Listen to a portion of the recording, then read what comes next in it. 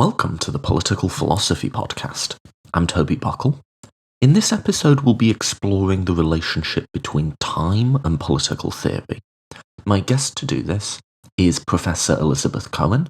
She's a professor of political science at Syracuse University, where she specialises in contemporary and modern political theory, history of political thought, immigration and citizenship, as well as power and identity, the politics of citizenship, and civil society and democracy. Her published books include Semi-Citizenship in Democratic Politics and The Political Value of Time, which is what we discuss in this episode. We also branch out from the argument of the book to ask questions about, is there a coherent theory of liberal democracy? And in our contemporary world, is liberal democracy in trouble? Is it being threatened from the so-called rise of far-right populism and other forces? And we end the interview with some thoughts on the application of all of this in today's world. So this is a slightly longer interview. It's just on the edge of what I would turn into 2 episodes.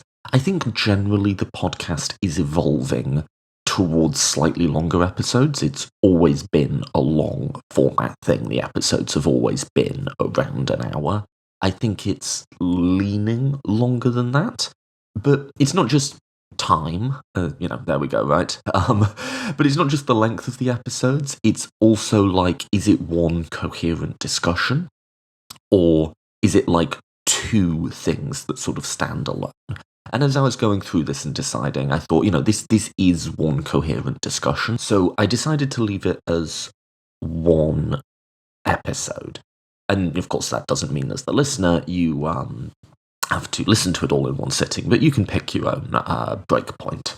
And I will say, by the way, send me feedback on how long you want the episodes to be, because there are some podcasts out there people listen to that go like 4 hours. Don't get me wrong, I have no intention of doing that. I like the stamina for that.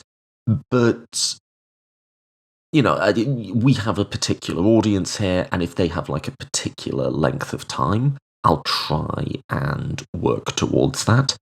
One other update on the show, which is really cool before we get started, is our numbers have seen a really big spike recently in terms of like the number of people listening, downloading, etc. We had a day a while back where we broke 2,000 downloads in a day, which I think is the first time we did that. And in general, we're regularly getting plus 10,000 unique listeners a month. I think we had 14,000 last month. And the online following on social media has grown as well. So that's really, really awesome. And I want to say a big thank you to everyone who shares episodes or recommends them to a friend, because legitimately, all of the growth we've seen in this podcast, I don't do any paid Facebook or Twitter ads or anything like that. I have no expansion mechanism other than listeners who like the show sharing it, so that we've been adding hundreds of new listeners every week is like crazy, and that's all directly as a result of people just sharing these episodes. So I want to say genuinely big thank you to that, to everyone who does that. And if you do, I think where we've got with this podcast is like proof of concept, right? Because when I first made it, I had no idea if this was something that even a single person would want to listen to. Because although there's podcasts that are similar, like a specific sort of long-form conversational, in-depth, hardcore political philosophy thing was like, I don't know that there's an audience for this. And I don't know there's an audience for the way I would want to do it. And there has been. Like, it's not, like, huge by the standards of some of these, like, big podcasts, but I never expected it to be that. But it's enough to show that there is a sort of subgrouping of people, either because they study it, or because they have just a general interest in these questions, who, will tune in week to week to this show. And so if you are the type of person who enjoys this quite niche product, first of all, let me commend you for your excellent taste. And secondly, it's probably statistically likely that other people who would have that same niche taste would be in your friendship group or in your social media following. So my big ask, and I'm going to annoy you with this for the next few episodes, apologies in advance, but you don't have to listen to any advertising on this podcast. So instead of adverts, I'm just going to be asking, hey, if you enjoy this, then maybe some other people around you would too. We've proved that it is like a concept that people are interested in. So please do share it. Please do tag friends on social media so they see it, or forward it to people who would be interested. And once again, a really big, genuine thank you to everyone who already does that. You've made it possible for this show to really become a thing, and I'm genuinely grateful to you. So, let's get into today's episode.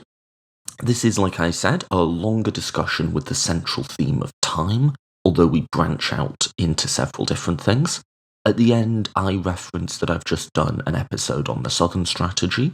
That's literally just called the Southern Strategy. That's 3 weeks back, if you want to check that out. And then the other episode I mentioned, where Jordan Peterson fans got back with me, that's just called Harris Peterson Pinker, and it's with Existential Comics, Corey Moeller, and he essentially just roasts them. So that's quite funny. It triggered, ironically, a lot of his fans, and if you look at the episode after it on free speech, I give a response to Peterson fans in which I double down on some of our criticisms of him. So that's what those episodes are, if you're interested. But apart from that, let's get straight to it. I really enjoyed this conversation. I really learned a lot from reading Professor Cohen's book, The Politics of Time, which I recommend to you, as well as from talking to her. So yeah, it is my absolute pleasure to present Professor Elizabeth Cohen.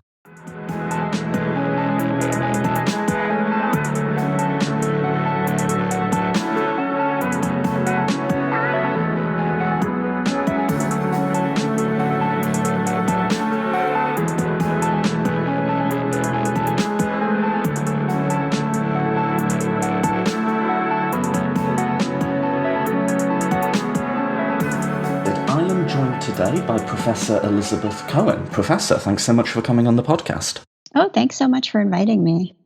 So, what are the main issues that you like to think and write about? So I am a political theorist by training, and my areas of interest include very generally rights and social justice, democratic theory.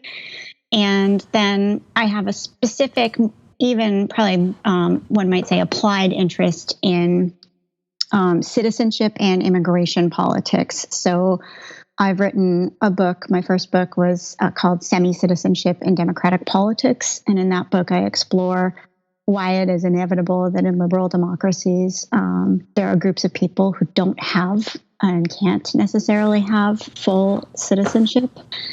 I've just published a book with co-authored with Cyril Gauche at Wagner College that's on a general introduction to the subject of citizenship. And I have a book coming out in late December, I think, or early January 2020 that's on immigration enforcement in the United States. So that's it's all connected by ideas related to rights, but there's some different applications there. And the book we're going to discuss today, The Political Value of Time, did that come from thinking about issues of immigration and rights and how time is used in delays for gaining citizenship or access to a country or something like that, or did thinking about time and the use of time politically come from somewhere different? So there's a couple answers to that. Some are, more personally candid than others. I was finishing my first book when the idea came to me for the early stages of the political value of time. And so you're finishing your first book, chances are you're going up for tenure soon, which is a deadline that academics are familiar with as being a high pressure deadline. I was, at that point, extremely grumpy if there were any incursions on my time that I viewed as kind of unreasonable. But I was also reading citizenship literature, and I was reading a case that is obscure and not known by anybody except people who study the history of citizenship. It makes an appearance in the book, and in the case, we can talk about it a little more later, but a deadline is really important to whether people are kind of included in the polity in this famous case called Calvin's case. And I just was really struck by the idea that turns out to have made it all the way from this really old case to a British common law case all the way to the present, which is deadlines can just cut us in or cut us out of really important high stakes political statuses. So I was, reading this case in which a deadline is important and thinking about things like the possibility of DACA, Deferred Action for Childhood Arrivals, which had a bunch of deadlines. And I just started seeing deadlines everywhere after that. And then once you have a particular interpretive lens in your head and it keeps getting validated, then you're like, hey, maybe this is like something I should pursue. Yeah. I was deep into the citizenship literature, finishing a book on semi-citizenship, and I started to look backwards at the work I'd already done, and I was seeing time in a lot of those subjects. And then once I was done with that, I started looking forward kind of at new material and realizing that not only were deadlines everywhere, but other kinds of time-related factors that affected citizenship. So I had a similar experience reading your book, as I think you did coming to write it, or like tangentially related, in that I started it by thinking, well, this will be interesting because I don't know anything about the politics of time. I've never even thought about it before. And then as I just started working my way through some of the concrete cases, I was like, what on earth was that first thought? I've thought about this so much already, and I have like thoughts and opinions and all of it. It's just a different organizing device. Yeah. I mean, I do think that we're all confronted with ways in which our time is valued, or in ways in which we're up against hard deadlines that really matter. We've all, filed our taxes and realized that we were in trouble if we didn't file them on time. But when you're really, I think it's much, much more apparent to people who are on the losing side of those equations. So people who miss a deadline for filing for like citizenship, or people who are being incarcerated for long periods of time. Like, I think it's really, really front and center in their minds because the stakes are so high and they've gotten the short end of the stick. Yeah. Well, maybe let's get back to some of the applied cases, because I have spent a certain amount of time on the podcast on both of those. But let's start at the beginning. The case you referenced, that's a citizenship case. That's to do with like the English-Scottish unification of the crowns way back, right? Yes, right. So, I didn't just know that. I listened to one of your other podcasts. Right. So the English and the Scottish thrones unite, and there's a question about what happens to people who were born before the union of the crowns, because essentially this is a whole new this united throne is a whole new political entity that didn't exist before.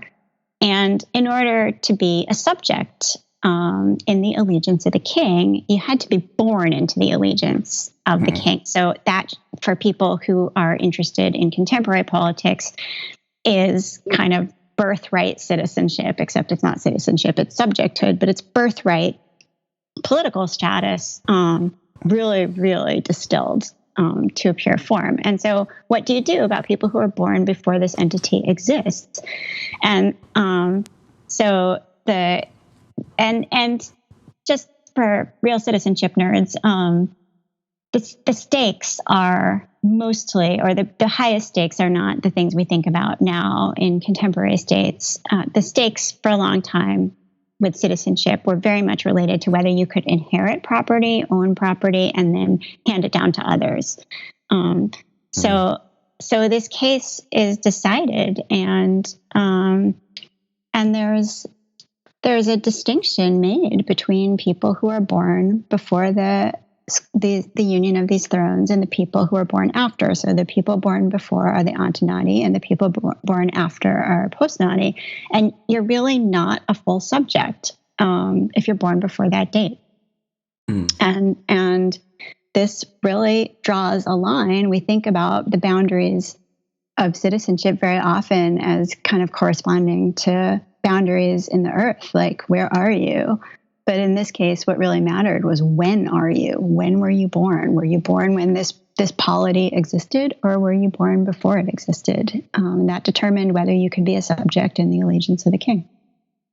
And so then this takes us on to sort of the first, I guess, big argument of the book, which is that the boundaries of states are in space, but they're also in time, right? Right, exactly. So this is a case that's specific to common law, gets adopted and adapted by Americans in the United States, but it applies in lots and lots of interesting ways to other contexts. So every state has a moment of foundation that is recognized, and there may be contestation over what that moment is, but the contestation itself kind of makes clear that it really matters to people when the polity is founded. And it matters because often for the same reasons that it mattered in Calvin's case, the common law case, which is it's harder to claim membership in a state if you didn't exist at the time it was formed, or if you existed at a time, you were born at a time maybe when it was a different thing. So, these dates get used to carve people in and carve people out in ways that are analogous to, they're not the same, but they're analogous to kind of pushing people out of geographic or physical boundaries. The temporal boundaries really matter. And these temporal boundaries are also used by political actors and political belief systems as sources of legitimacy, right? I was thinking about this in the prep for the interview, in that I've been covering Brexit a lot because it's just like political theory, science fiction sometimes. Yeah. But we're getting all of these precedents coming back from Henry VIII powers, and the unification of the thrones, actually, is beginning to be cited because we're really testing the constitutional system to our limits. And it's sort of like, when it really comes down to it, you need a moment where it's sort of like the legitimacy buck stops here, and we're just saying this is our Fons et Oregon. In America, obviously, we have the Revolutionary War and the Constitution and the Declaration of Independence and all of that. And the way we think about these moments may be mythical or partly mythical, but it seems like a big part of what political arguments are, and legal arguments and institutional arguments are, is who can claim that we are the sort of correct interpreters of those founding moments. Yeah, I think so. First of all, I think legitimacy is exactly the right word. And I came late to using that word, so I tried not to overuse it in the book because I hadn't built the book around an idea of legitimacy. But Josh Ober, who's a political philosopher at Stanford, is the one who pointed out to me in a workshop that that's really what I was dealing with was these states legitimize the polity by acknowledging that it didn't always exist, but then it existed. It comes into existence, and we know it came into existence because that moment is particularly important. And then we can build a whole set of theories about what happened in that moment that was particularly important, but it has to have a moment, or it's very hard to kind of specify and identify it. And so you are more steeped in the politics of Brexit than I am. But one thing, I like many people blow off steam on Twitter, and one thing, when people will inevitably tweet at me when a Brexit deadline comes up, because the process has been kind of mired in a lot of deadlines that are unreasonable, that have forced people into positions that maybe weren't the best positions to take. Yeah, let's not go into Brexit, because that is just a pit you don't get out of, right? Manage our blood pressure for today by not talking about it too much. Let's not descend into that. Okay. Staying with this idea of founding moments, though, do you think there's anything, if we just make the claim as a descriptive, that having these particular founding moments, these really time-bound specific things where a state comes into existence, or even with something like the divine right of kings, where it is imagined that it came into existence, if we make the descriptive claim that these are absolutely central to the way that political argumentation actually occurs in the real world, what does that say? What falls out theoretically or normatively from recognizing that fact about the world? So one of the things that I note in the book about kind of hanging too much on founding moments, so founding moments establish sovereignty. And when we get too hung up on founding moments, or any single moment, so there are other types of temporal boundaries that are not just around states. But whenever we're too hung up on a moment, it strikes me that we're really foreclosing or kind of preventing ourselves from being too democratic. And this becomes really important in the book. Whenever you're dealing with a single moment deadline that just occurs once, it's pretty arbitrary, which is perfect for establishing sovereignty, because sovereignty isn't necessarily democratic, and it's often quite arbitrary. So that makes sense. Those two things work very nicely together. But anybody who's ever missed a deadline, in particular for good reasons, reasons that were beyond their control, knows that deadlines are arbitrary, and that can be a very difficult thing, and that what you want is some flexibility. States don't have flexibility, and neither does anything that's pinned on one single moment that occurs once in time. Okay. Because there's a sort of interesting contradiction here, in that, on the one hand, you can imagine a view that says, let's just argue about what the best policy is, and we can make that on terms that just exist purely in the moment. We can say, this will give us the most goods, and this is the best way to get it. And then that argument, like you say, can be revised if in 4 years it turns out that its premises are mistaken or it's no longer applicable. That's one way of proceeding. The other way of proceeding would be the idea of, we did it before, therefore we continue doing it. Like, you cite, and there's any number of examples. So, lawyers cite precedent.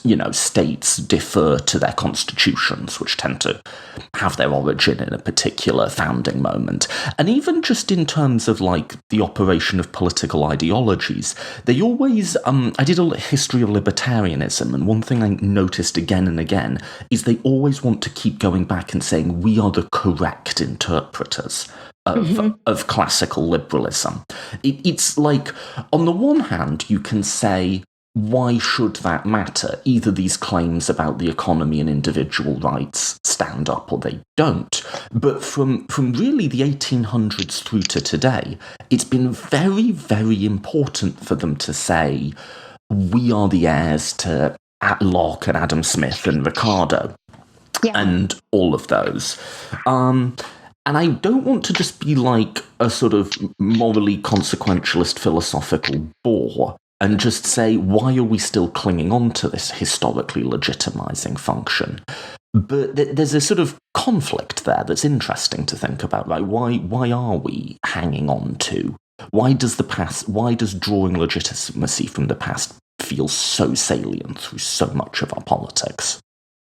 Yeah, so I think this is like there's a meta argument in here, which is we've for a long time been people who vested a great deal of authority in oldness, but that's a little bit kind of too clever for its own good to just say it's an old process to be interested in things that are old. But true, probably though. It's true. I mean, the English looked to Roman law because when they had to kind of come up with their own law, because it was old, but it had worked for a long time, and that stability that's implied by, well, this has been around for a long time, and just the fact that the polity didn't implode, that it didn't descend into chaos, is reassuring to us. And then maybe we might want to say, well, it did more than just not implode. It succeeded to a certain degree that other states didn't. That I don't think we've totally lost that mindset of kind of the security of something that at least it's been in place. In the book, I talk about Pocock's Pocock's like incredibly magisterial book, The Machiavellian Moment, in which he talks about, he dissects this idea that people at a certain point believed that they were at the mercy of fortune and chaos in the universe, and if you can kind of reach to things that are old, it's not the only way to master fortune and chaos, but reaching for things that have that stability of having existed for a long time, that's something. Right. Do you think we can use that metaphor, which I realise is archaic and somewhat sexist, actually, the Virtu Fortuna one, and think about it that way? We want order and certainty in social and political worlds that just sort of don't afford it to us, and deriving it from the past is a way of making it feel firmer and more objective than just, hey, listen, this is the best guess I've got on the basis of the facts that I have in front of me. Like that might be true, and that might be all that's available to us, but people don't feel reassured by that. We want to back our political and moral preferences with something that feels harder and firmer than that.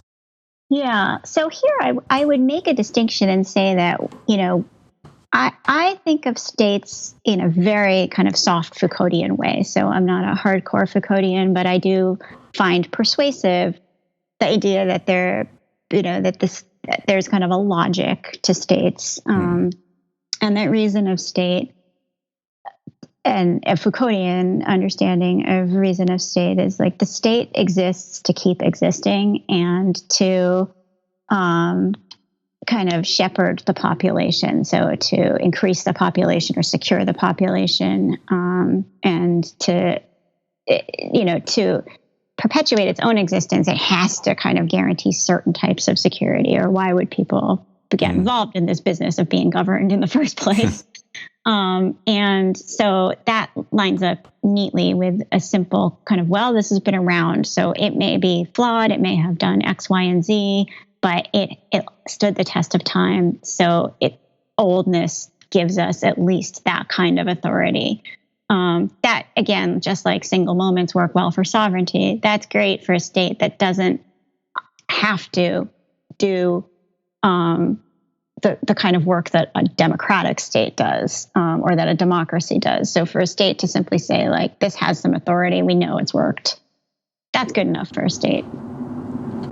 Although, even within a democratic state, you can imagine a role for this sort of, like, I don't know what you'd call this process, but like adding authority to an argument, adding at least the feeling of objectivity to it. Mm-hmm. You can imagine a role for that within a pluralistic democratic state in which you have multiple competing visions of the good, in that if those visions, almost like in an evolutionary sense, if those visions are just going and saying, hey, listen, this is what I think is good, and being epistemically humble about how little they know about that, if some other vision comes along and says, this is what we think is good, and it's right because of X, where X is history, authority, legitimacy, the sort of sanction of the past, that would give it a sort of comparative advantage over its rivals in some sort of like ideological evolutionary arms race. You can see a use for it within discourse in democratic states. Yeah. I mean, I think that you brought up the idea of precedent, and for a lay person who does not know much about the incredibly complicated business of law. Oh God, you and me both, but yes. Having just finished a deep dive into immigration law, in which I needed help from immigration lawyers, I've learned how much I don't know. We, like, a layperson is going to expect that there's a higher bar for overturning a precedent than for respecting a precedent. Like, if this is the way we've done things, you're going to have to provide some reasons for departing from the way we've done things. If you can't provide some reasons, and if they don't seem to be good reasons, that's going to be upsetting. Yeah. So all other things being equal, let's not try something that might blow up in our face. It's not a sophisticated argument, but it's not a terrible one either. Yeah, and like, we also bought in. We've been living under the precedent, so we're now invested in it, right? Because it's us, and so we want to be told why we have to change, because we were participating in the system in which the precedent was governing. Locke and the King's Highways and all of that. Yeah. Okay, sorry, that was a little of a tangent. I do find it interesting, though, the way in which different political positions try to, like, sanction themselves with appeals. I mean, appeals to history is one, appeals to authority is another, also, like, appeals to science. A lot of ideologies will say we're sort of, like, scientifically true in a way that rival visions of the world aren't. Yeah, and then I would say there's another one which is extremely powerful, which is, nationhood and a sense of having been a people, which inevitably reaches back to some story, usually involving some myth, but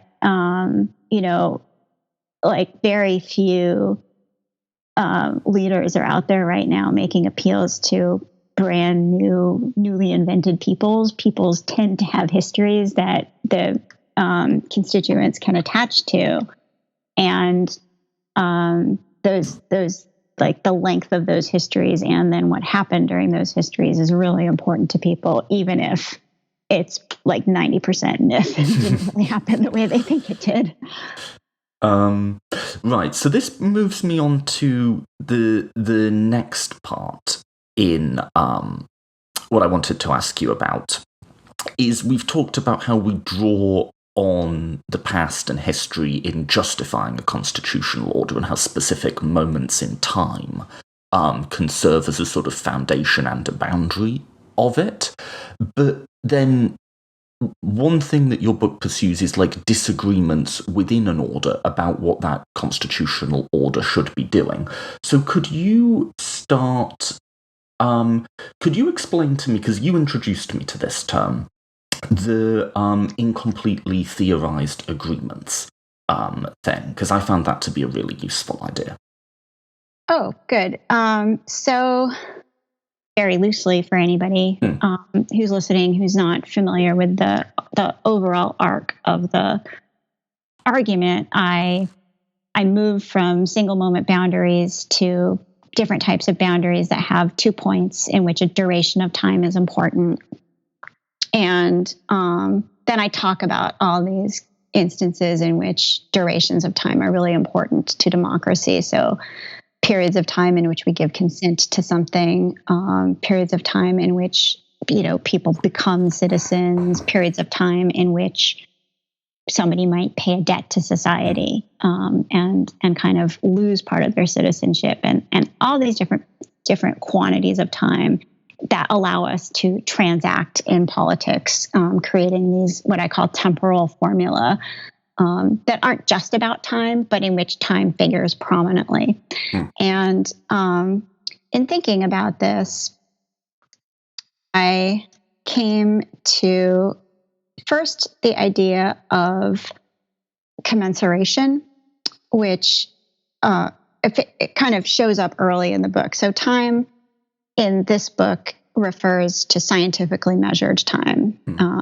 And I just bypassed the immense literature on different forms of time, but I'm talking about clock and calendar time. And clock and calendar time is we use numbers to keep track of clock and calendar time. And numbers can be used to perform this action for people, which is commensuration, in which commensuration we take things that are pretty abstract and turn them into something a little more concrete. So, when we talk about somebody becoming a citizen, like we are taking a bunch of abstract things, like learning the language enough, or becoming acquainted with the ways in which the citizenry does things, all these kind of things that are really hard to measure. And we're just putting a number on it and saying, we've measured it. It's 5 years and come back to us in 5 years after you've lived for 5 years. And we're just basically, with some, oaths and a test about civics, we're going to assume that you formed a relationship to our polity, and barring discovering something in those few other checks, we're going to give you citizenship.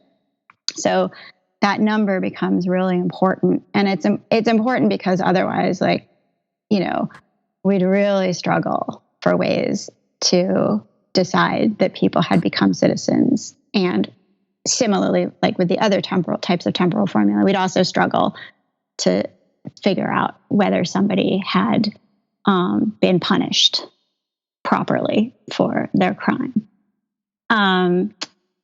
So that's commensuration. We're taking these values and making them a little more concrete. But a lot of other things are happening when we settle on that number two. And the incompletely theorized agreement is Cass Sunstein's term for a particular type of commensuration that turns out to be quite common in societies like ours. And that is a case in which we really disagree about something that should be happening. And either of the two things I just discussed, becoming a citizen or punishment, are things we, really can disagree about. So I'll take punishment in part because it really exemplifies what's going on here, but also because Sunstein works with punishment and sentencing reform.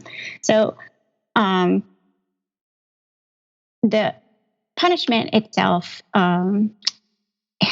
is the punishment we're familiar with as people living in 2019 is usually a prison sentence.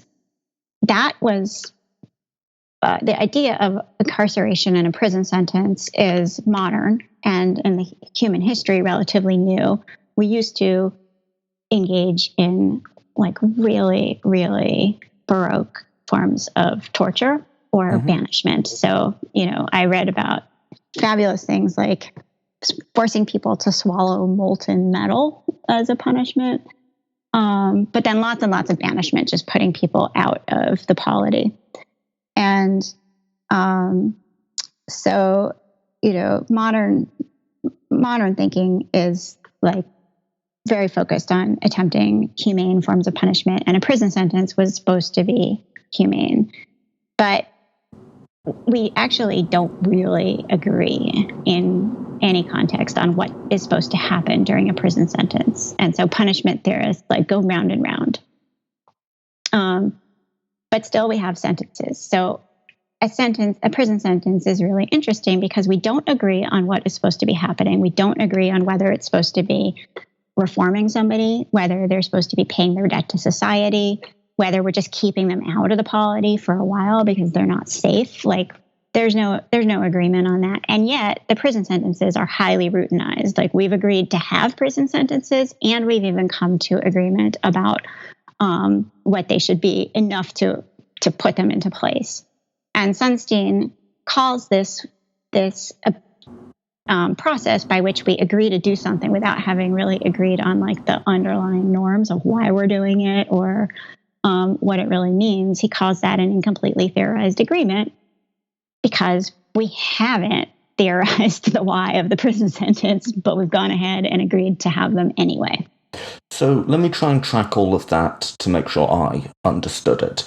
So commensuration is a process by which we use something that we can put a number to. In this case, we're talking about time, as a way of sort of just negotiating an outcome that otherwise would require too many judgments to really make on a day-to-day basis. And a specific instance of that is an incompletely theorized agreement wherein, say you have as a purely hypothetical, 3 different people have to decide what happens to a prisoner. One of them wants to punish, one of them wants to reform, and one of them wants to deter. They can come to an agreement on 4 years without coming to an agreement on the underlying justification for that 4 years. Exactly. And it's really important because they will never agree on the underlying justification. It's just not, and this is something I talk about in my first book, weird, different, there's just a lot of different ways of thinking about core rights claims in liberal democracies that aren't compatible. And like, it's no surprise that we don't agree on why we, punish people. And certainly, if you look at immigration politics today, not just in the U.S. but in Europe, it's clear we don't agree on like what makes somebody a citizen, and we're not likely to come to an agreement about that either. So our best hope is agreeing on something that's really neutral, that we can attach meaning to, and that we can each attach a different or our own meaning to. And time is it's not the only form of commensuration out there by any stretch. I mean, money, is also, we commensurate with money as well. But time is so perfect because it simultaneously has this kind of, way in which it appears scientific and very neutral and impartial, because of course the clock ticks at the same rate for everybody. And nobody is controlling the clock. No human being who could be partial is controlling the clock. And yet societies do have very rooted, distinct senses of time, so that we don't just know our founding moments, but we kind of, understand our own, US or British or German, sense of the way time goes. So, it just really works nicely for these questions to do with rights, because we tell ourselves these totally opposite, contradictory things at the same time and forge ahead as if we didn't just say something completely contradictory, which is time is neutral and time has special meaning.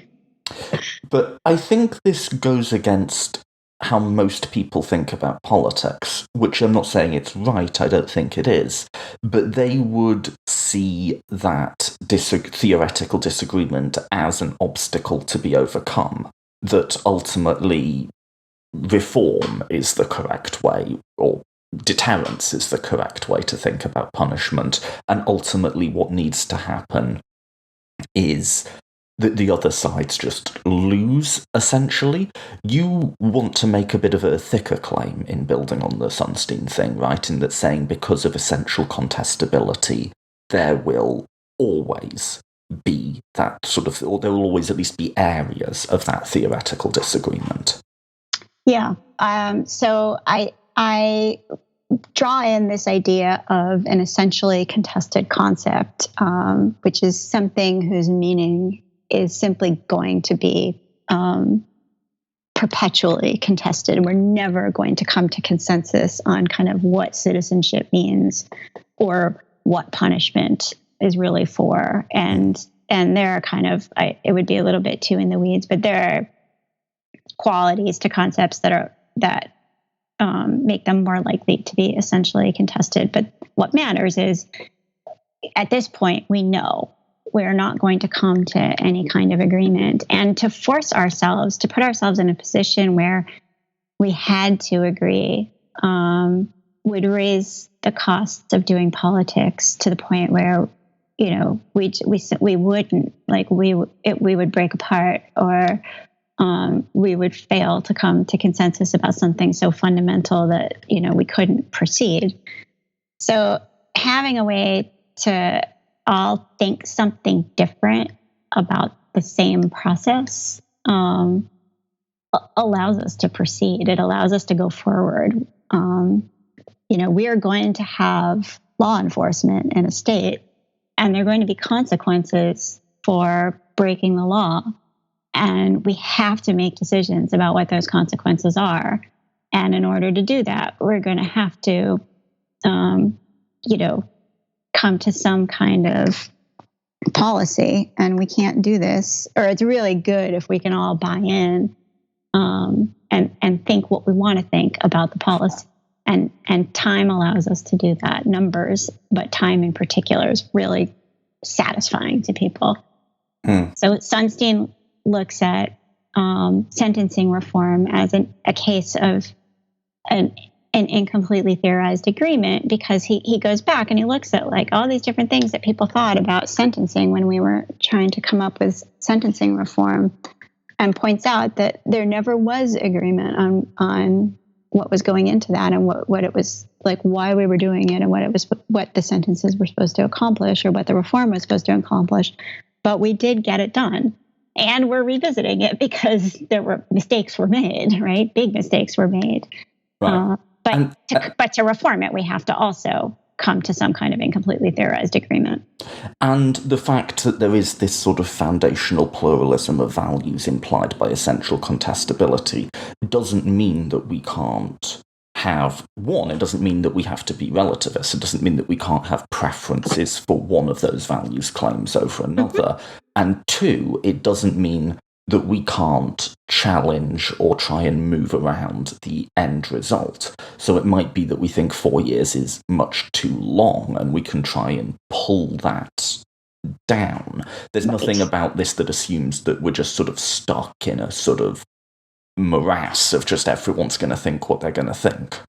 Right, not at all. We're probably going to revisit and re-articulate some of the same arguments if we try to revise our sentencing guidelines or try to revise our naturalization procedures. A lot of these, you know, these are deep foundational concepts, and so there's not a lot of totally novel things to say. The positions that people can hold have generally been articulated, and people will gravitate to some version of a previously articulated argument about that. But yeah, I mean, sentencing guidelines that came out of discussions from the 70s and the 80s failed, and we are revisiting them, or have revisited them, and I think we'll continue to. And nothing is stopping us from, or nothing about that's distinct to an incompletely theorized agreement stops us from revisiting things. And anything we come to in the future will probably also be an incompletely theorized agreement. Right. It sort of adds another step, because I think, like, we want to think about political change as you have an idea or a value, you persuade people of that idea or value, you implement it, you get a result. You know, you have a new idea or value, you do a new policy as a result, rinse, wash, repeat. Whereas this adds another step wherein there will be multiple conflicting and competing ideas and values. Some sort of policy, you know, unfathomable bullshit happens. Some sort of policy will emerge as a result, which those different ideas and values can then, at least some critical mass of them, can then look back on and say, yeah, see, we sort of got what we wanted out of that, and rinse, wash, repeat. But that doesn't mean that the relative strength of those different ones and what they would want to insist on might not change. So, you know, in the 90s or the 80s or whenever, when we had all of the really strict criminal sentencing, the punishment stuff, the fear of crime stuff, that might have been weighted much more heavily at the table and be much more insistent on, you know, no, it's got to be 10 years. Mm-hmm. Whereas maybe today that stuff has, I'm being idealistic here, but is less heavily weighted at the table and is more willing to have its, like, hardline number pushed down, maybe. But it's not going to be the case that we just go, from now on, punishment is purely about rehabilitation, and everyone just goes, oh, yeah, no, shoot, that was right all along. Yeah.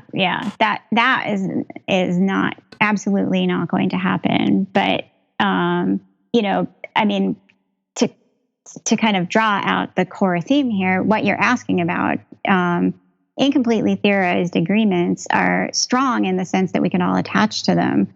But of course, if we've agreed to something thinking different things, there's implied flexibility as well. There's all kinds of other politics that have nothing to do with the incompletely theorized agreement, or have plenty to do with, you know, other policies or local circumstances, you know, re-articulated or rethought understandings of, like, how we deal with racial justice, but that there is both a kind of strength and a flexibility to incompletely theorized agreements. It's just they will be deeply dissatisfying to anybody who wants a one single, really coherent explanation for why a policy or, you know, something policy-like is the way it is. So the reason I sort of asked that then is I feel like if that's true writ small for, like, say, why is it 4 years and not 10, right? It's writ large for, like, our constitutional orders in general. Like, I think especially in America, but, you know, everywhere, we are sort of walking around with the idea that there is one coherent theory behind our system of government, within which, you know, it provides space for other things to compete. But, like, I mean this is an open question, is that right? I mean, it strikes me that in the American founding, a number of the things that we had, so for instance, you know, why do we have the Electoral College? Well, a bunch of people thought different things about what it would do, hoped for different things to it, and then took different things away from its eventual, you know, application. And more broadly, is there a coherent theory behind this sort of merging of liberalism and democracy? Or are there different values systems at work here which ultimately are not fully commensurate? So those are big questions, I know. A set of really interesting questions. Yeah, I think, you know, again, non-experts, lay people find it incredibly unsettling to consider that that the Constitution contains ambiguity, or that it gets reinterpreted. I think that originalism has been a persuasive or kind of almost comforting to a lot of people for reasons that reach back to the earlier part of the conversation, in which the idea that this is what people at that moment long ago thought, and that has authority because it was a long time ago at that particular moment. That's something that a lot of people hang a great deal of weight on, and they wouldn't really know what, I think, a lot of us would not know what to do if it turns out that, there was a typo. Thinking of things that have been revealed, there was a clerical error. It turns out that's not what anybody meant. But also, the less kind of sarcastically, the really digging into the disagreement among founders who were hammering out a constitution would be unsettling to people as well. And so, the Federalists didn't, these were people, Madison and Hamilton really disagreed about a lot of things and were forging compromises. And there are some famous compromises involving, commensuration using numbers, and that, we find absolutely abhorrent today. Compromises having to do with the representation. That I'm thinking 3/5 of a person for representation of states in which there was legal slavery and slavery. Yeah, that's a hell of an example of commensuration, isn't it? Yeah, it just really brings home a lot of things about commensuration, which is something that can, move politics forward, not necessarily for the good. But yeah, so but that's one of many compromises. And in fact, small things could have turned some compromises in other directions, or we might, some of the compromises might have been bad ones. And in which case, those things should be revisited. So, is there a coherent, do you think, this is a really big question, do you think there's a theoretically coherent account of liberalism, of liberal democracy? Or do we have at least two theoretical justifications working to justify a single set of practices? Yeah. So this is something I take up in depth in my first book. And I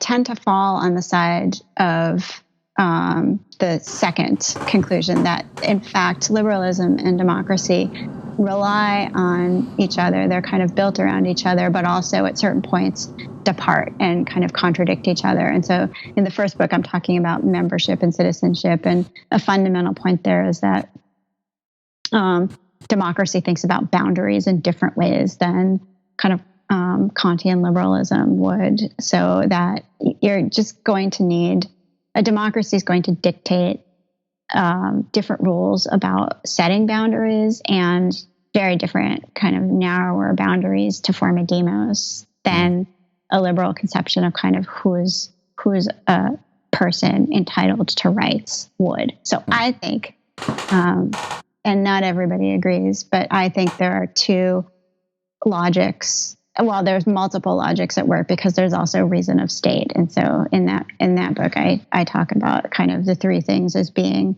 both at sometimes quite dependent on each other. Like, you're not going to have a democracy, let alone a liberal democracy, without some kind of state. But also, what the state wants and what a pure democratic theorist would recommend will be different at certain points that will depart. And states often, but not always, like reason of state often, but not always gets its way. Democracy is pretty powerful too. And liberal thought, if we just took a really narrow, rigid understanding of what a demos is, it could well turn out to be the case that we can't admit new members, or that we don't know what to do about children. So we're constantly forming these compromises, some but not all of which are incompletely theorized. Right. So here's a genuine open question. Would, in incompletely theorized agreements, that's at a lower, like a higher level of granularity than what we're talking about with like the entire theory of the state, right? You wouldn't say that liberal democracy itself is an incompletely theorized agreement. Or would you? I don't know. Probably not. I'd be interested to hear what Cass Sunstein has to say about that. I actually haven't really thought through whether now having the concept of incompletely theorized agreements, whether I would kind of apply it to that first book. But I tend to think not. I tend to think in some cases there are some incompletely theorized agreements that come out of these conflicts between liberalism, kind of bureaucratic rationality or reason of state, and democratic theory. And then in some cases, like one logic wins. And so kind of liberal personhood wins some of the time, and states, reason of state or bureaucratic rationality has to take a back seat and kind of acknowledge claims that aren't particularly tidy or comfortable from the perspective of sovereignty, and sometimes not. So we can admit new members, and we can have porous, if not open, borders, but there are limits too. And so those, we're constantly kind of negotiating those conflicts. Some of them they're not incompletely theorized. I think I've got to give my final answer. Most of those are not incompletely theorized agreements. They're compromises, and the semi-citizenships that I talk about in that first book, they're like, they tend to not really reflect, they're not always very coherent because they don't reflect one form of reasoning. They tend to reflect compromises. So you would say that liberal democracies are, institutional arrangements, ideals, living, however you want to describe them, which have multiple. You identified 3, but at least 2, maybe 3, maybe like 17, but like at least a few big theoretical justifications. Those theoretical justifications on a sort of conceptual level are sometimes compatible with each other and sometimes not. And on a practical level, the sort of results that they would recommend sometimes pull together, sometimes constrain or like counterweigh each other, and in some instances are in outright opposition to others. And incompletely theorized agreements are one specific mechanism amongst many we have for sort of managing that. Yes. I would say all of that except the 17 logics. I'm pretty committed. I've committed to the 3, and I'm open to hearing about the other 14, but I haven't heard them yet. Yes. And, there are many examples, different examples of each outcome that you just laid out, in which things work or they don't work. I was just going to ask, could you maybe concretize like one case where all 3 logics pull together and one case where one logic sort of beats the others, as it were? Oh, okay. That's, yes. So, just to help me wrap my head around it, if nothing else. Yeah. I'm going to present 2 compromises, but where you can kind of see different things in play. So it highlights the process of the compromise. So I'll start with children. So if I go, like when I was still giving talks on that first book, I would go to talk about children's citizenship, and people would say, children are citizens. And they were just done with it. And, so I would say, oh, but, we don't let children vote. And they would say, no, that's absurd. Children can't vote. A 5-year-old can't vote. And I'd say, so, but isn't voting the characteristic act of a citizen? Then we could get a discussion going. So what's going on there? Take a child who's been born to U.S. citizen parents in the United States in every way qualifies for a passport and gets a passport. So that child has legal nationality. And then I start looking at, well, what else does citizenship confer? Citizenship confers not just legal nationality, which is kind of rights of place and rights of free movement, but it confers what T.H. Marshall tells us, civil, social, and political rights. Well, children have no political rights. They can't make real claims on a lot of representation. We can hope their parents represent them, but parents don't get extra votes. They have no extra weight.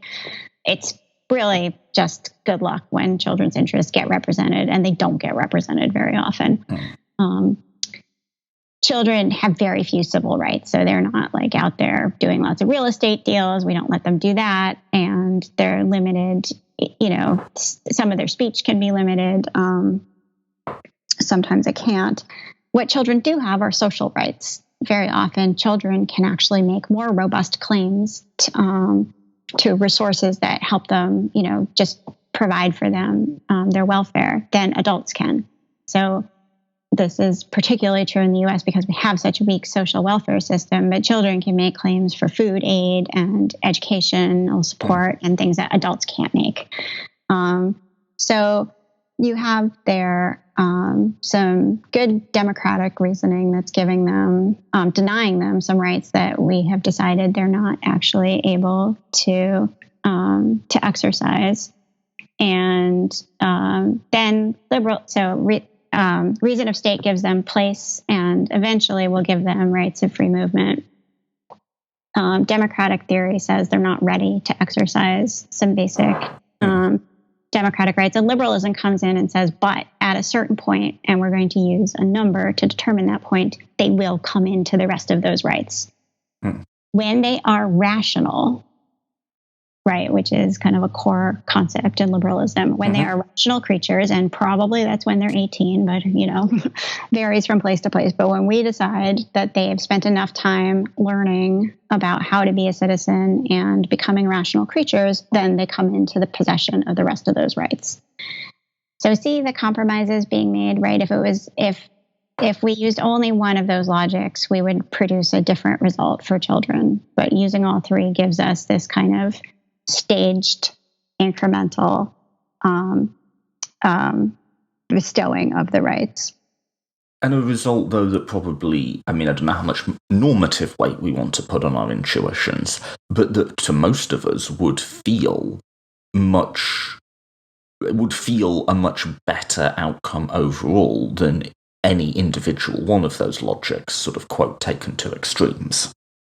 That is true, and it is also true that it's also dissatisfying. So, the fact that children aren't represented is a problem in the compromise, because these are people who are going to become citizens. And essentially, a lot of their future is being legislated by people who will be dead by the time that the consequences of the decisions come to fruition. This is a really important argument being made in the climate change movement, but it was an argument that was anticipated by Jefferson. So in the book, I talk a bit about Jefferson and a lot about Condorcet and their ideas of time and politics. And one thing they agreed on was that the dead shouldn't rule over the living. But when we don't give children, and when we don't even bother to think about how we would represent children, we're essentially consigning them to be ruled by the dead. I like the phrase "ruled by the dead." I don't, like it. It's a nice phrase. It works. It's evocative. Yes. Chesterton talks about it positively. He says, "We will be the democracy of gravestones." So Astor Taylor, who has a book in which she talks a little bit about time in a kind of related to democracy, but or democratic theory, but not drawing on quite the same kind of arguments that I am, brings up Chesterton. So I get. Just to close this section out, this is a really big point. People want a sort of theoretically coherent set of rules to the game. Is that even possible? And if it is that desirable, or is this sort of like mishmash of theoretical justifications sort of the best we can hope for? So I think that, I guess, as the kids say, it's coherent-ish. Coherent-ish. We are not operating on rules distilled from one political theory in which all the pieces fit together. But many pieces fit together. And so we don't have consensus. We're not all in agreement about everything, and not every part of a liberal democracy fits with every other part. But lots do. And so it is, at the same time, lots of things, they may or may not be good, but they're coherent. It is still extra salient, extra important to pay close attention to these semi-citizenships, or these moments in which we really see things start to fall apart. And immigration, nobody, unfortunately, because we don't represent children, nobody thinks enough about children. But we're thinking a lot about the rights of non-citizens, foreign-born persons in the U.S. And you can really see that here's a case where the compromises aren't working very well, because we have a large population of people in the United States who've lived here for decades and not only can't get citizenship right now, but will never qualify for citizenship. So in the book, I talk at length about the fact that we've recognized that time operates in a way that transforms people into citizens, but we never give credit to undocumented persons for the time they've spent in the country. And so there's a breakdown in compromises and logic, and B, a complete contradiction of everything we've said about time and citizenship in other contexts. Do you think, so this is another big question, so I'm just asking you to solve the meaning of life on this podcast, but do you think, if you look at the arc of history from God knows what, the end of the Second World War through to today, so there's one narrative in which, because of various things that are happening in the world, those compromises are getting more fraught, and the various theoretical justifications are getting pulled apart a bit, and those moments of coherence, when they all pulled together, are becoming less common. So to concretize that a bit, there's a lot of people, both conservatives and sort of on the far left, who really feel like we're in a moment where liberal democracy is in trouble. And it's not hard to look at events to sort of point to a narrative of that. I mean, you're thinking about immigration. I have Brexit on my mind through a lot of this discussion, but as well, Trump, the rise of the far right, the ways in which white nationalism, which has always been a part of American political life, always, and if anything is less common now, they're still very prevalent, has shifted from being something that's euphemized to something that isn't. Mm-hmm. If you pull all of that together, there is a story to be told in which the splits between liberalism and democracy are kind of coming apart at the seams a little bit. Yeah. And some of the contradictions that we were able to gloss over more easily in sort of the so-called post-war consensus, where you still had liberals and conservatives and social democrats and whatever, but there was a set of outcomes that most of the time that they could all live with, that seems to have come apart, and the contradictions which we could sort of pretend weren't there are now becoming manifest in the world. I'm not saying that narrative's right, I'm just saying it is a narrative that is being made by a lot of people from very different places in the political spectrum. And I don't know the answer to it. I'm just asking you, given the context of everything we've just talked about. Yeah. So first of all, I think there's two versions of the narrative, or I can look using my lens and see two versions of the narrative. One is in which liberalism got its way too much, and in particular, kind of the logic of capital or the priorities of capital that then are often referred to as using neoliberalism, but like are forms of liberalism. And I think usually people refer to that as liberalism. I kind of subsume that under the civil rights of democratic theory. That civil rights just to some people became all about capital and what capital wants. And then the other version is the kind of peoplehood argument stemming from a narrow conception of what the demos is, and that this attachment to a kind of sense of nation and firstness and lineage, that's out of control, or kind of has gained too much sway in a lot of people's minds. And I don't think that it's something we could hammer out right here and now, which of those arguments is right. I think, though, that what I would say is that we're experiencing a lot of turmoil, but there's nothing that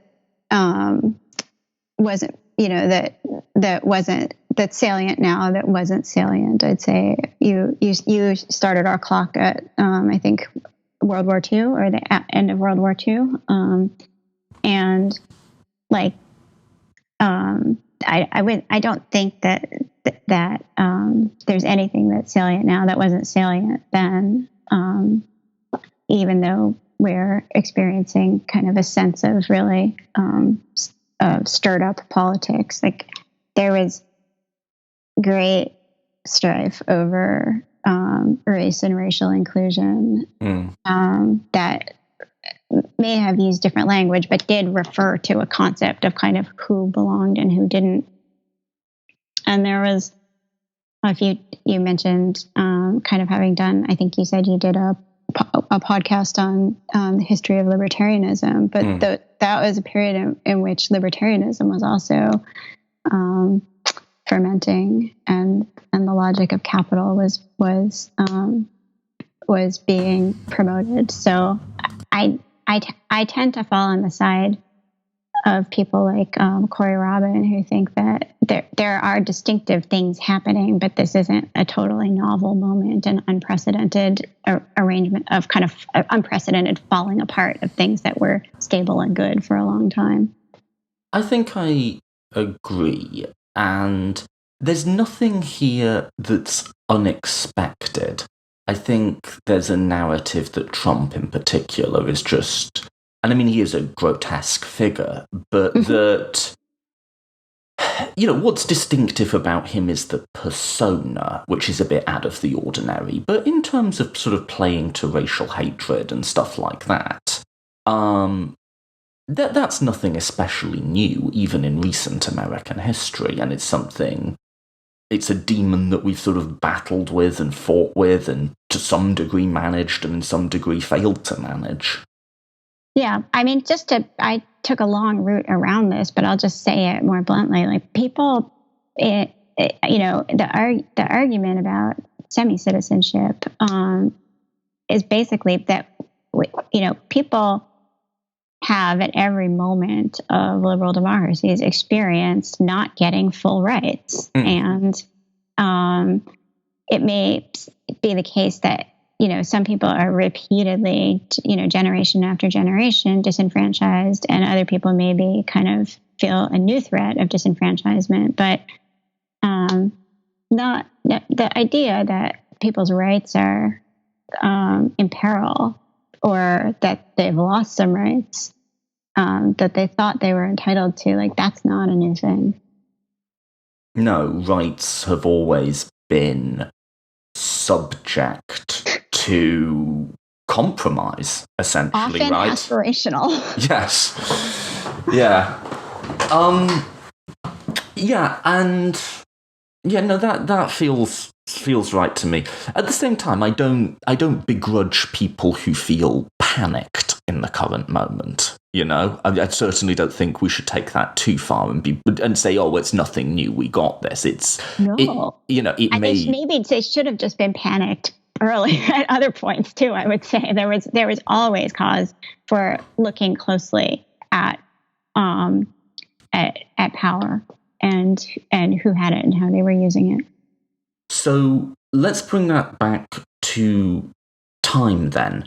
First of all, let's just start with, first of all, you said time was useful in liberal democracies because it has the appearance of being fairly universal, fairly egalitarian. 5 years for you is 5 years for me. Could you break that down a bit in the context of what we've been talking about, of immigration, the denial of rights, and then how that may not be the case for some people? Sure. So one of the things, even though they get interpreted differently, that liberalism and democratic theory have in common is a commitment to some kind of egalitarianism. And in the context of time,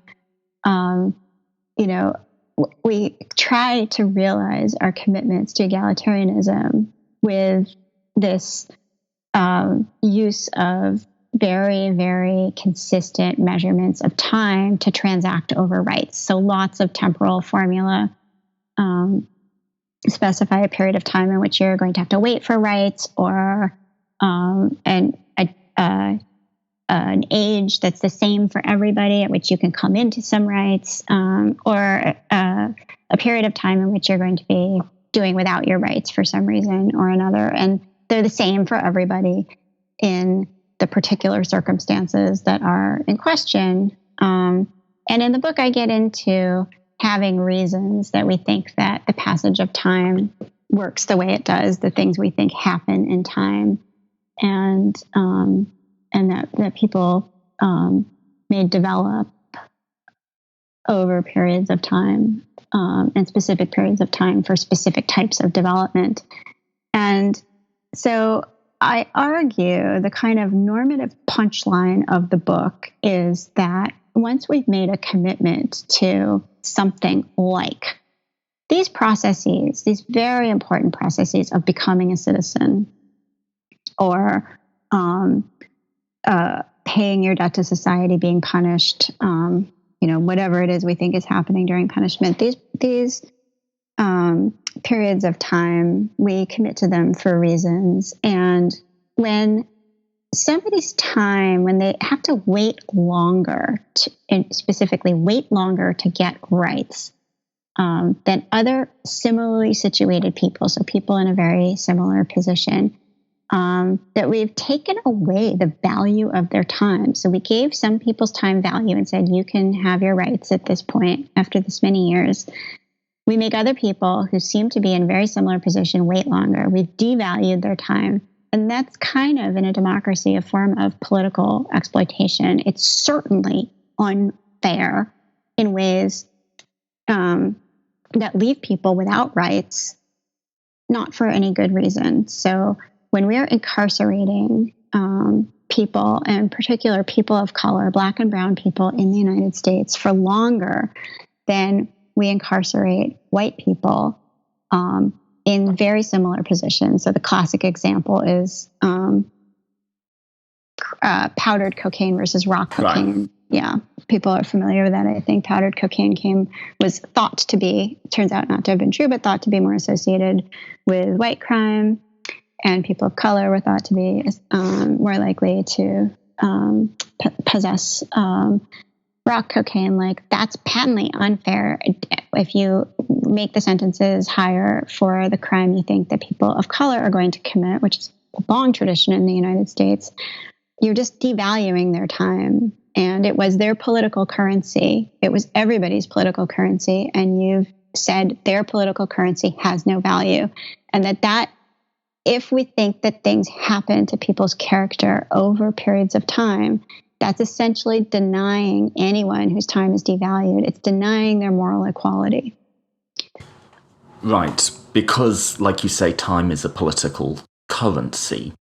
Mm-hmm. And if you say, well, there's a sort of implicit assumption, right? Like, if you say the purpose of punishment is to reform, or to punish for that matter, and you say then we're going to take more time with black people in the case of this argument, there's sort of an implicit logic there that black people are less capable of reform and more need of being punished, which is obviously not a pleasant thing to say about a group of people. It's an unsustainable claim. I mean, it can't be sustained by any normative logic that undergirds the polity, and it is also we could never empirically sustain it, although that's not the point. Right. It is implicitly saying character development happens in time. Whatever it is we're doing when we give people rights after a period of time has to do with some kind of process. But in the case of punishment, it might be related to character development. We're essentially saying, like, time doesn't operate on you the same way it operates on other people. It operates less effectively. Therefore, you're going to have to spend more time waiting for your rights, and that is unjust. Right. I mean, let me ask you this: did any of your sort of political policy preferences change as a result of thinking and writing about this book, or perhaps grow stronger or less compromising? Oh, that's a great question. I think that I don't know if I can attribute this solely to the book, but I think I have really started to question the wisdom of a lot of parts of immigration law I just didn't know that much about, almost all of which involve in the United States, we have just lots and lots of temporal rules about immigration. So it's not just, naturalization requires 5 years, but also there are these unlawful presence bars where if you're found to have been unlawfully present under some circumstances one time, you are barred from the country, even from legal entry to the country for a period of time. And there's like 3, and eventually you end up permanently barred from ever even asking for permission to legally enter the United States. So I started to really, I think I went in with more moderate views and kind of a more generous view of how we treat foreign-born people trying to make claims just to even be in the country. I came to find our way of dealing with that just nonsensical. There's actually a new one that's dropped over the last week, which is the Trump administration's been threatening to do this for some time, but it's essentially if you ever claim benefits, then that is going to act so that you can't then subsequently claim citizenship. Right. Which then forces people to choose between, like, do I access the services that I need to help my family in the moment, knowing that it might cost me the opportunity to fully be an American citizen in the future. It's a really grotesque piece of... And I think this does go to, like, what we were talking about earlier, which is just people have different values. I know it's obvious when you say it like that, but this sort of, the urge on the criminal justice side, the urge to punish, not to reform, not to deter, but just specifically to hurt people who you think have done something bad, has never held any great normative appeal to me. And the urge to, like, intentionally make the immigration process painful, to have the process itself act as a deterrent, which is explicit now but has been present forever, is just not a value that I share, or I can understand reasons why it would be normative. But people hold them. Powerful people hold them, and that's the thing we have to compromise with over the times and limits and delays, you know? Yeah. I mean, the good news is that if you don't prompt people to think that way, you know, in general, Americans, like, are more Americans are supportive of immigrants and immigration than not, right? So the politics that is loudest right now doesn't really reflect the country. Similarly, you know, it has taken a long time, I think, to start to move people's consciousness about punishment, but I do think that a significant amount of progress has been made in the last, 15 years. So we don't agree. I do want to inject a little optimism into an otherwise slightly dark part of the conversation, and that is just that there is a core there of belief that even if people don't exactly come to it for the same reasons, like, is generally disposed toward treating people with respect. And none of that is to say that the inevitability of disagreement is not to say that the parameters of it can't change.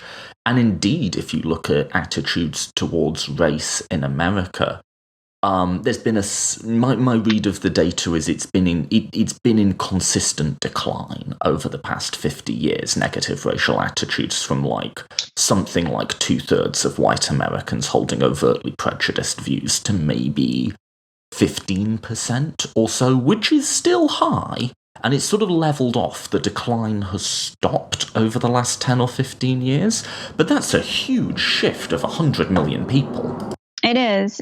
I mean, it would be interesting to know, like, there's arguments now that claims kind of based in the idea of racial injustice have given rise to this reaction in which lots of white people are now claiming that they have experienced racial injustice as well. But I mean, yes, there are some signs that occasionally progress can happen. Yeah, talking of arguments you just don't understand, as a white guy, I can speak with authority on this one.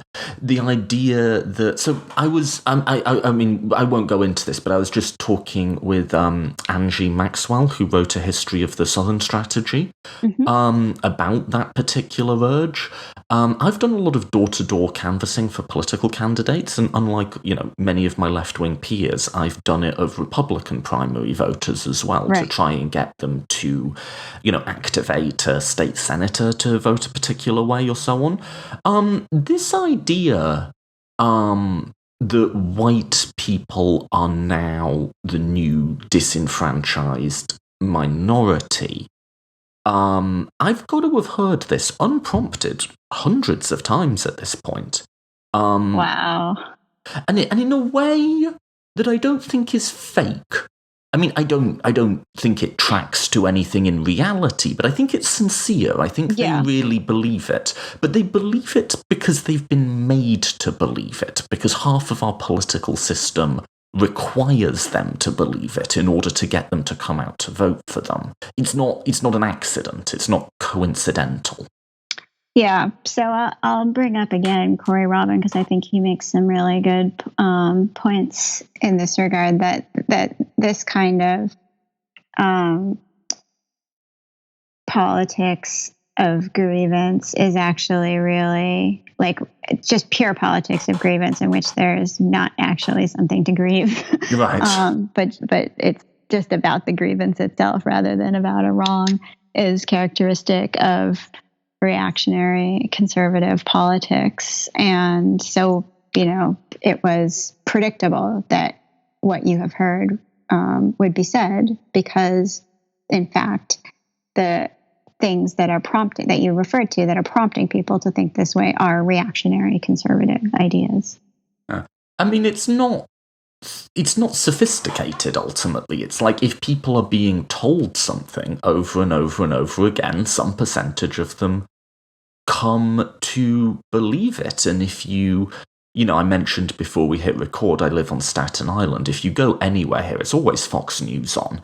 And if you just you just sit and watch it for a bit, the number of stories about like reverse immigration or like reverse discrimination or this fear that I'm trying to avoid the sort of dehumanizing language they use, but yeah, fuck it, just to like use their language. The feeling that the country is being swamped and taken over by non-white, non-English people, that there is, to use Fox News languages and our president's language, that there is an invasion, that white people are being replaced.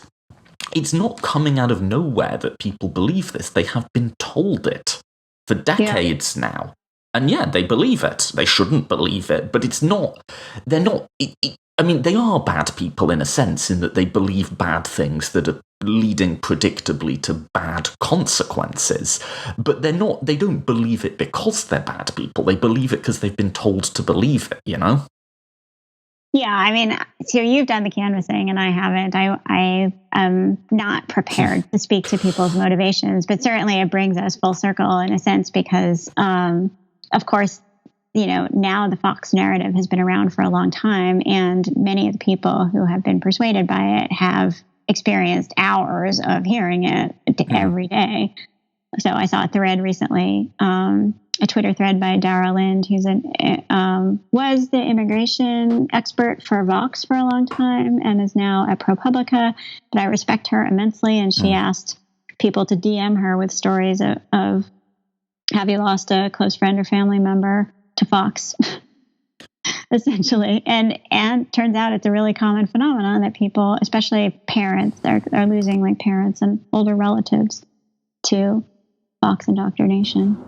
Ugh, that's a terrifying thought.